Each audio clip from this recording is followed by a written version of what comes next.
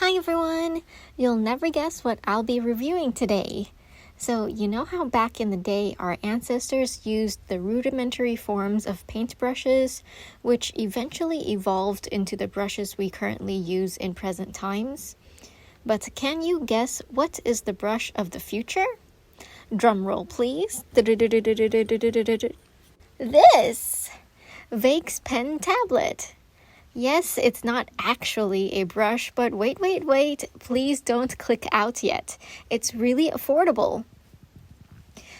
Many of you know I'm not that tech savvy, so it never occurred to me that I would ever be reviewing a tech product. I actually even told Veikk I wasn't confident that I'll be able to create any digital art that was aesthetically pleasing. But here we are. I've given it a try and I think it's definitely easier than I initially expected.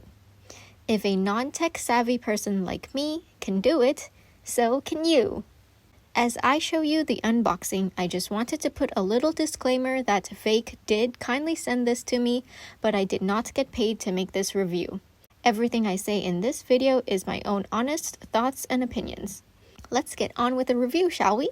So Veikk does have several pen tablets at various price points to choose from, but this Creator Pop S640 is the cheapest of them all at only $24.99. I'll have some discount codes for you at the end. Now that I've unboxed the product, I just wanted to quickly go through what you'll actually receive in this set because I actually received a wrong accessory. So if you were to purchase this product, you will receive the pen tablet itself, a battery-free pen, 8 spare nibs, a nib extractor, a quick start guide, and 2 OTG connectors. As you can see here, I was mistakenly sent the glove instead of the OTG connectors, but I don't mind because I don't need them anyway.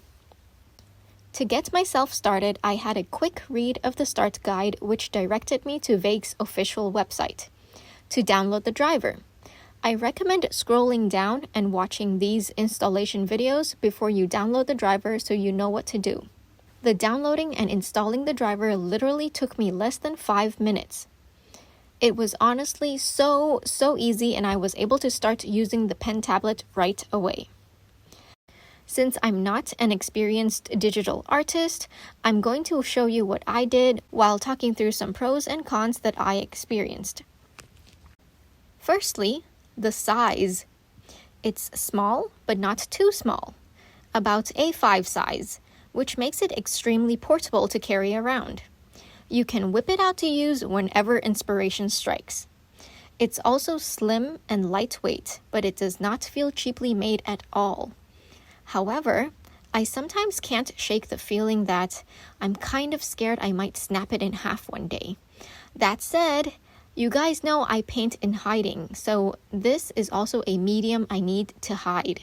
So throughout all this, I've definitely had to quickly throw it in a drawer a few times, and so far, it's more durable than I expected. Next, this part here, on the left-hand side of the tablet, I can tell it was clearly made for right-handed people, so those of you who are left-handed may have issues. I'm not left-handed myself, so I can't quite tell, but I tried to simulate this by turning it around and trying it with my right hand. And honestly, I think it's not too thick. It might be annoying at first, but I think it's something you can get used to. Your hand can still lay on top of it and draw, so if you just position your hand a little higher on the pen, I think that could work just fine. Next, the cable. It's completely attached to the left side of the tablet, protruding from above. With my setup here, everything flows nicely, but if your setup is different, the cable flow might not work as well. However, what I do like about the fact that it's attached is that I always seem to lose cables, so this just ensures me that it's stuck to the tablet and I won't ever lose it. As for pen pressure sensitivity, just wow, I did not expect to be able to adjust the pressure sensitivity at all. I didn't need to take advantage of this feature for the artwork I created for this review, but you can see me here testing and figuring it out how to adjust it. The default actually came perfectly fine. I just needed to figure it out so I can tell you what to do so you won't need to waste your time figuring it out like I did. So in the driver, if you move the curve this way, it's high sensitivity. So that means your pen tablet will be very highly sensitive. And if you move the curve down here, that means it's not as sensitive.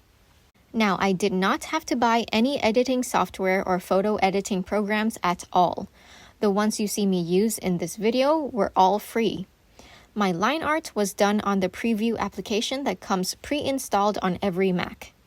And the coloring part was done on a free application called Krita. Krita is a professional free and open source painting program. It's made by artists that want to see affordable art tools for everyone.